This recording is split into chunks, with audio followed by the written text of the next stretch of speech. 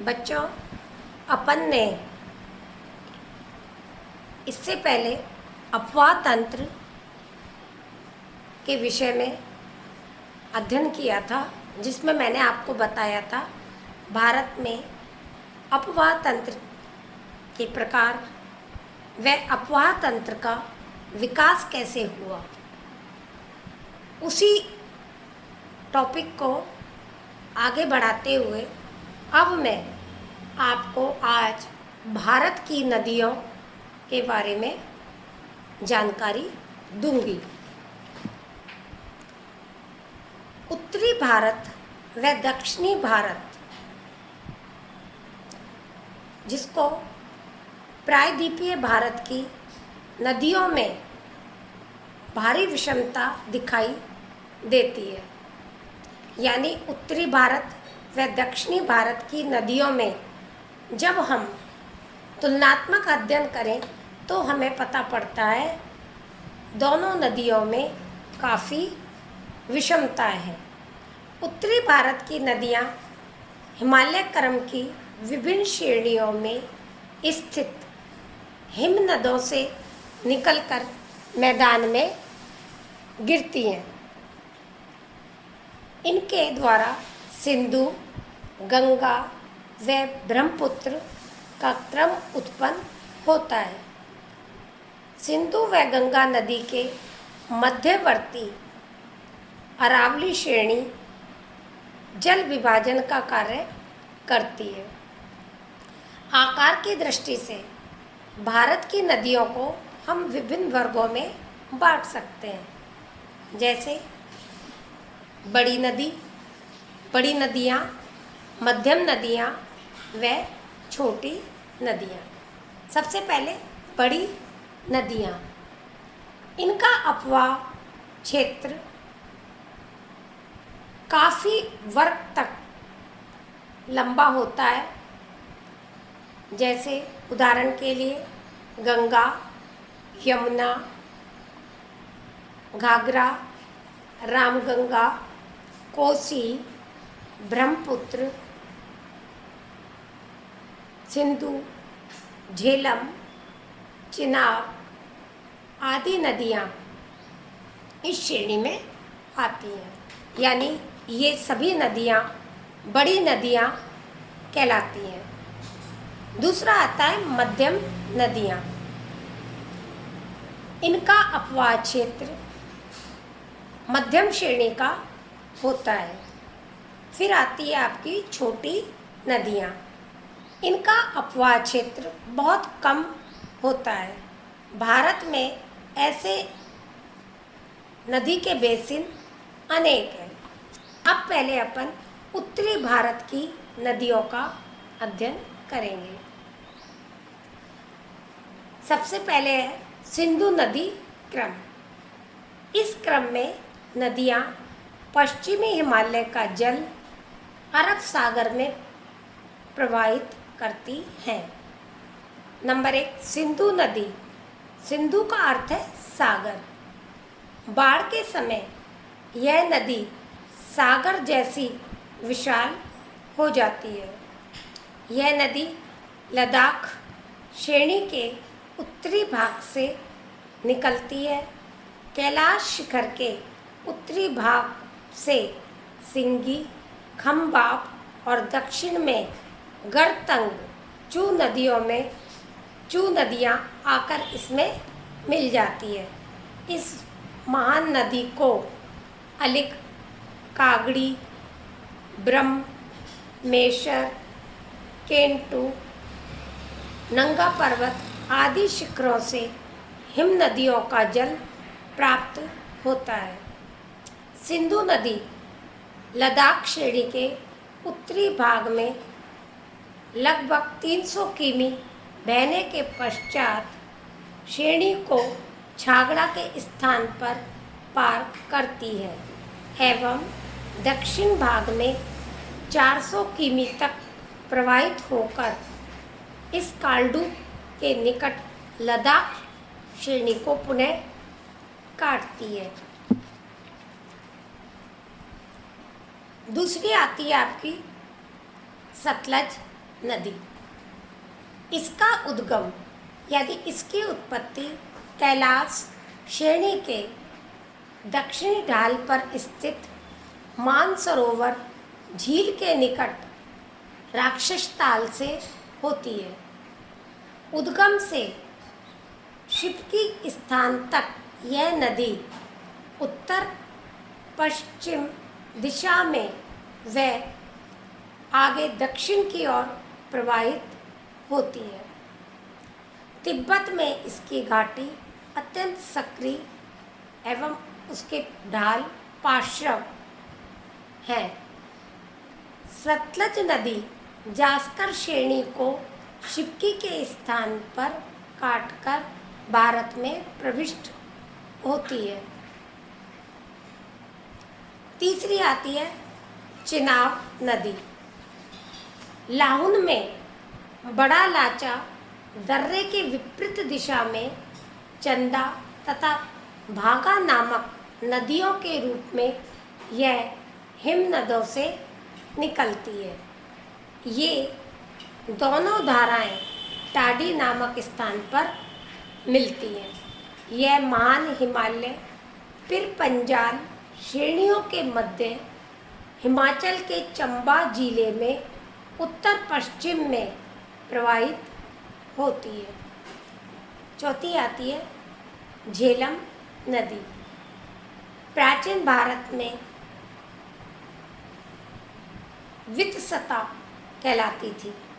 यह कश्मीर में शेषनाग झील से निकलकर उत्तर पश्चिम दिशा में लगभग 115 किलोमीटर बहकर वूलर झील में मिलती है।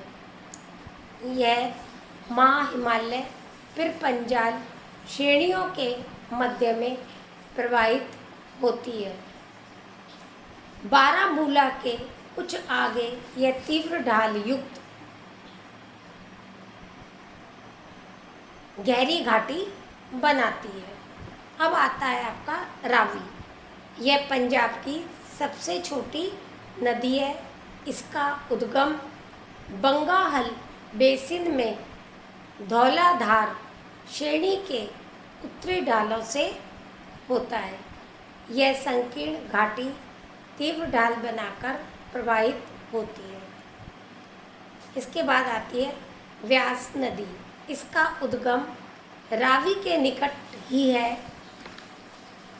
यह कोटी व लारजी दर्रों में प्रवाहित होती हुई धौलाधार श्रेणियों को काटकर हिमाचल प्रदेश में कुल्लू, मंडी, कांगड़ा जिलों में बहती है।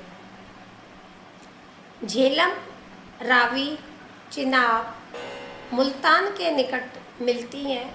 मुल्तान से 45 किलोमीटर दक्षिण पूर्व में व्यास नदी में मिलती हैं।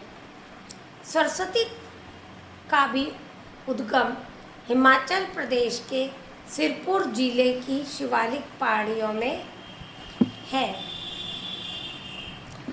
दूसरा आता है गंगा नदी का क्रम। इस नदी के क्रम का निर्माण हिमालय एवं प्रायद्वीपीय उच्च भागों से निकलने वाली नदियों के द्वारा होता है। हिमालय के हिम से ढके भागों में गंगा, यमुना, काली, करनाली, रामगंगा, गंडक, कोसी एवं प्रायद्वीपीय उच्च भागों में चंबल, बेतवा,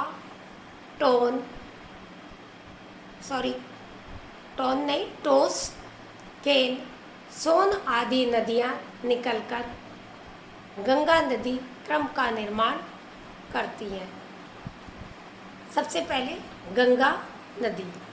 यह उत्तरी भारत की सबसे प्रमुख व हिंदुओं की धार्मिक नदी है। गंगा का आरंभ भागीरथी व अलकनंदा के रूप में होता है। अलकनंदा में जल की मात्रा अधिक रहती है। अलकनंदा की दो प्रमुख धाराएं हैं। यह नदी हरिद्वार से दक्षिण व फिर दक्षिण पूर्व में बहते हुए गंगा नदी में प्रयाग के निकट दाहिनी ओर से यमुना, गाजीपुर के निकट गोमती व छपरा के निकट घाघरा मिलती है। दूसरी है आपकी यमुना नदी। यह गंगा नदी के क्रम की सबसे महत्वपूर्ण नदी है। इसका उद्गम बंदरपूछ के पश्चिमी ढाल पर यमुनोत्री हिमनद से होता है। तीसरी आती है रामगंगा। यह एक छोटी नदी है जो महाहिमालय की श्रेणी के दक्षिण में नैनीताल जिले से निकलती है।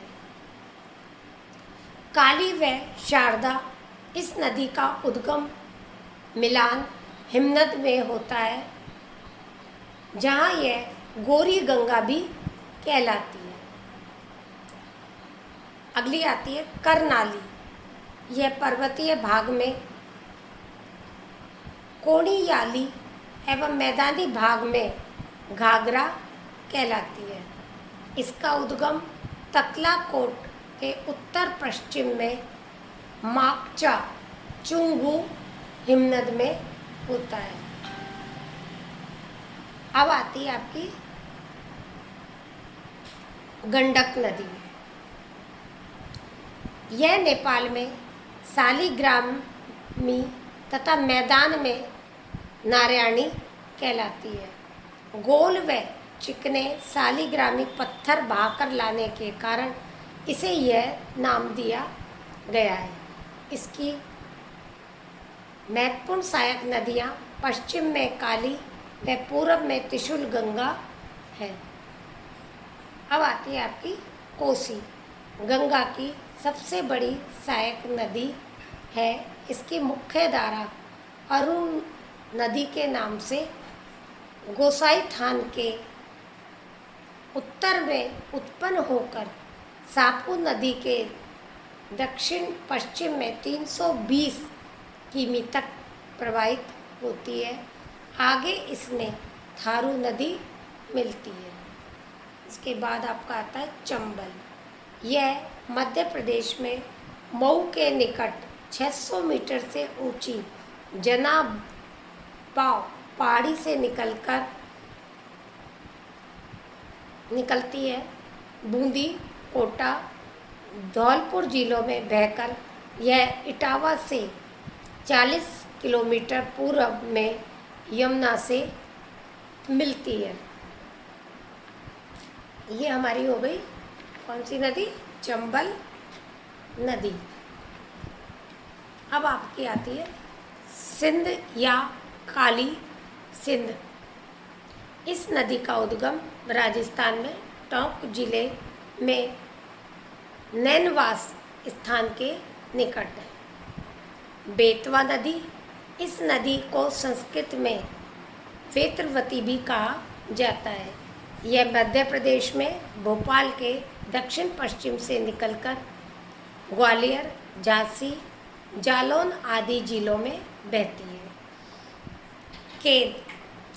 केन को संस्कृत में कर्णवती से संबोधित किया गया है। इसका उद्गम कैमूर पहाड़ियों के उत्तरी ढाल पर है।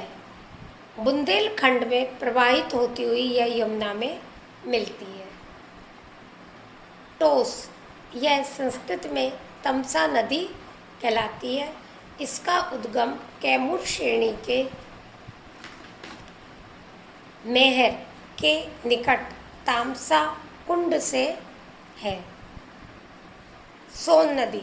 सोन नदी संस्कृत में साहित्य में स्वर्ण नदी के नाम से विख्यात है। इसका उद्गम अमरकंटक पहाड़ियों से है। अब आता है आपका ब्रह्मपुत्र नदी का क्रम। ब्रह्मपुत्र तिब्बत में कैलाश पर्वत की मानसरोवर झील के निकट 5 किलोमीटर से अधिक ऊंचाई से निकलती है। इसका उद्गम सतलज व सिंधु के स्रोतों के निकट है। यह नदी लद्दाख व कैलाश श्रेणी के मध्य महाहिमालय श्रेणी के समांतर पूर्व की ओर काफ़ी किलोमीटर तक प्रवाहित होती है। ये तो हमारी हुई उत्तरी भारत की नदियाँ। अब आपका आता है दक्षिण भारत की नदियाँ, जिसका आगे अध्ययन अपन बाद में करेंगे। आज केवल उत्तरी भारत की नदियों के विषय में ही आपको जानकारी मैंने दी है। Thank you.